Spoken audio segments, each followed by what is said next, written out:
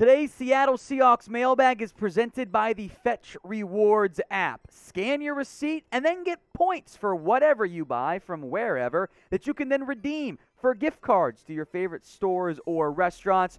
We'll tell you more about them later on in today's show. It is mailbag time, though, answering your questions from the community and comment section of this YouTube channel. First up from Joel, he throws out a DJ Reed contract extension idea. 4 years, $36 million. I do it in a heartbeat. What I wonder, though, is if DJ Reed could get a little bit more on the market, barring a franchise tag by Seattle, which I am open to doing, by the way. Reed is entering free agency after yet another leap forward as a corner. We can roll back the tape. I loved the addition of DJ Reed. I liked him coming out of Kansas State. Didn't get why the Niners cut him. Thanks, San Francisco. Now the Seahawks are in this situation. Reed has become one of the most underrated corners in the NFL. His production this past year, make no mistake, this is elite corner production. You allow under 48% completion rate, 507 yards, 3 touchdowns allowed, 2 interceptions, 10 pass breakups.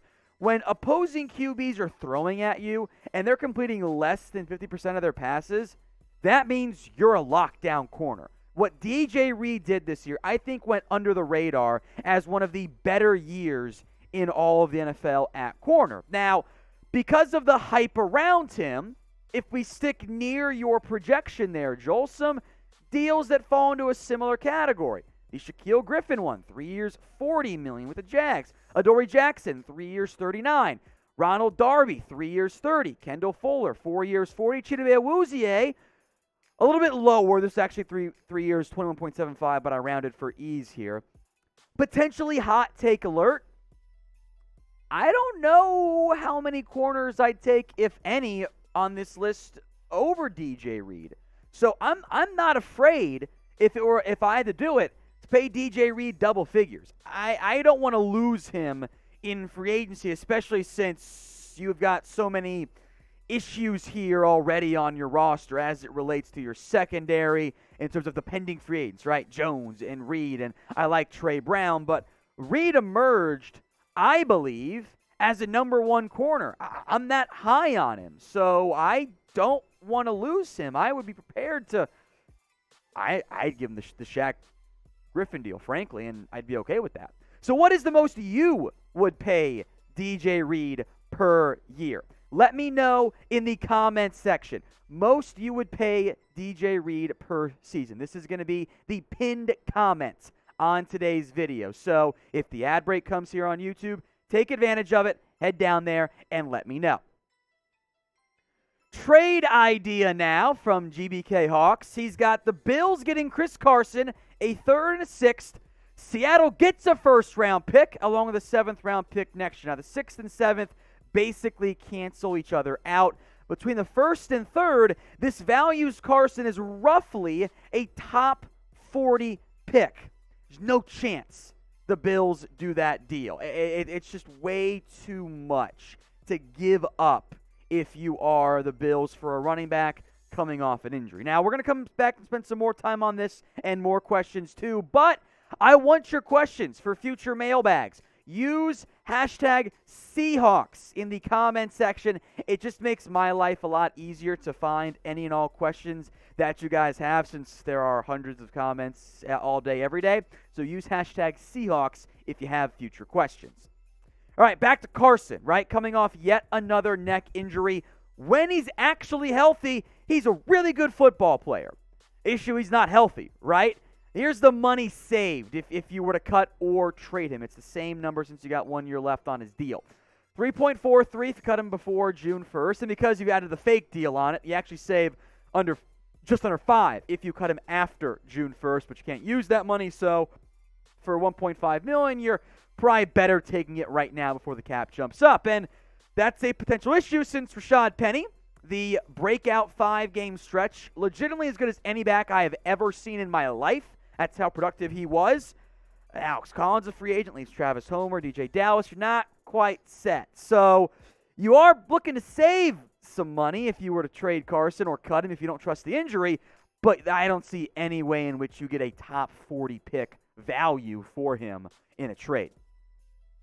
Let's tell you guys now about the Fetch Rewards app. Download it for free at chatsports.com/fetch. When you use promo code Seahawks, you will get a free 3,000 bonus points as well. Here's what the app does and how it works. All you have to do is take your receipts from wherever you have shopped, whether it's your local restaurant, your mom and pop grocery store or restaurant, Starbucks, wherever, Amazon, you can do stuff for your e-receipts as well. Scan your receipt.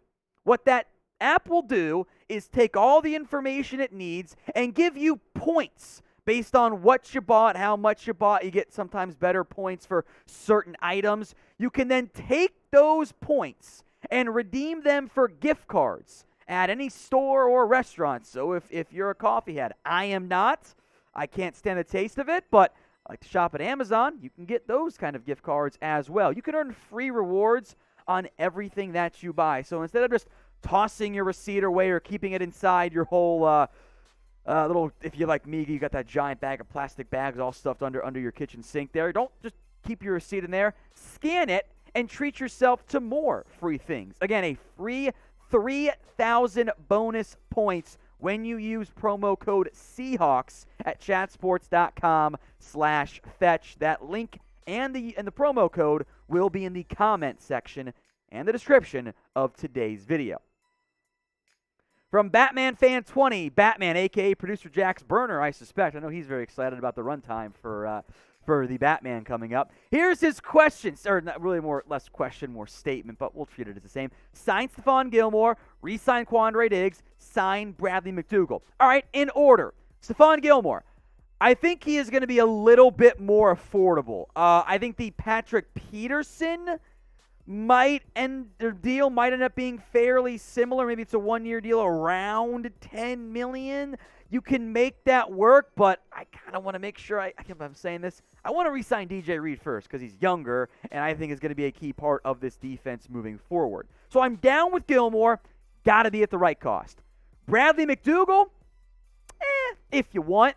Nobody really used him this year. 5 tackles. He is not the guy I think you Seahawks fans remember. Like the Jets and other teams didn't really care for him all that much. But if you want to bring him back, sure. I'm never, ever going to say no to a one-year deal with no guaranteed money. Those things never end up costing you because you can cut him in the end.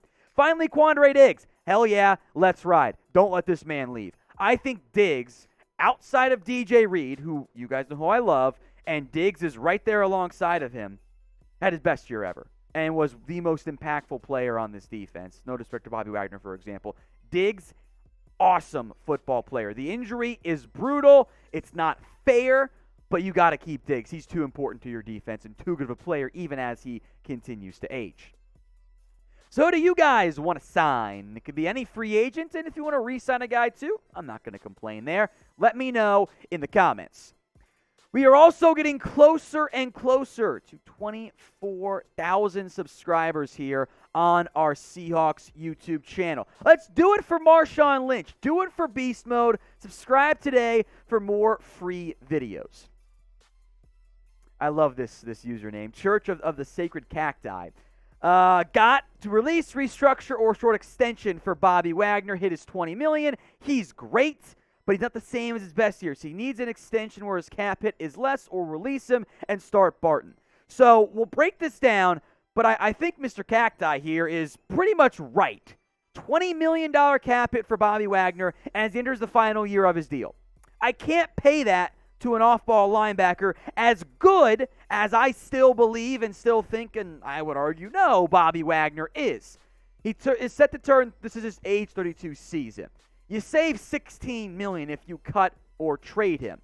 Tackles are a bad way to evaluate a football player because it could be a tackle at line of scrimmage or an assisted tackle 8 yards downfield because you didn't get off the block properly and then just tagged it on at the end, or you got beaten coverage. But we also know who Bobby Wagner is. Like, we all know he's an awesome elite linebacker. I don't want to cut him.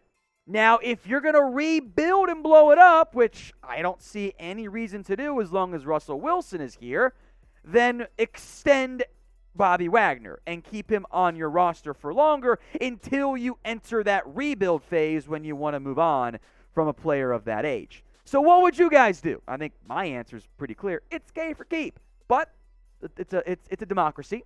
K for keep, C for cut, or T for trade him. From Pablo Domingo, need to draft Jordan Davis. I like to see Davis and what it looks like with the Seahawks defense. Look at defense. You mentioned Bobby Wagner already. Davis is what we'll focus on here, drafting him. He is an incredibly gifted run stopper. He has limited value, though, as a pass rusher. He did not really contribute in that style. Now, I think there is a small outside chance he falls the Seahawks' first pick at number 41 overall because of the pass rush value. I think Jarran Reed, for example, was going to fall to where he fell when the Seahawks took him all those years ago. So I think there is a possibility. I also don't know if that's in the best investment interest in Seattle. I think he and Poona Ford could be a fantastic duo. He could be your new Al Woods, right? Maybe even maybe not near year one, but down the road, upgrade over Al Woods. But I think given your offensive line concerns right now, given what your defense could use some help with, depending on what happens at corner, I don't know if you want to invest your first pick in a defense tackle. Now, that could change based on what you do in free agency, but you got a lot of key free agents. I wouldn't hate it.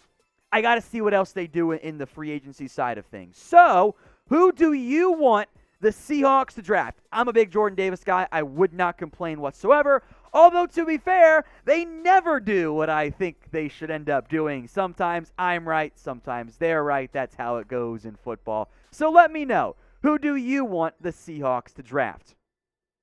From Ben Stoles, I think that's their Stoles. I think Kam Chancellor might be our DC. Before I answer this question, I know and I understand that you guys all love Kam Chancellor. I get it. The dude was a stud for the Seahawks defense, and I loved him too. He's so much fun to watch, right? But he has not coached ever, so you can't do it. If the Seahawks today were announced were hiring Kam Chancellor as DC, there would be a lot of ridicule, and rightfully so. Now, as a coach, I'm fine. If Kam Chancellor wants to come be your safeties coach or even a linebackers coach, given the way the NFL is moving these days, I'm not going to complain. I'd be all for that. But as a defensive coordinator, as smart as I think Kam Chancellor is, I don't think you can hire him immediately as the DC for a team trying to win football games right now. Assistant, yes. DC, no.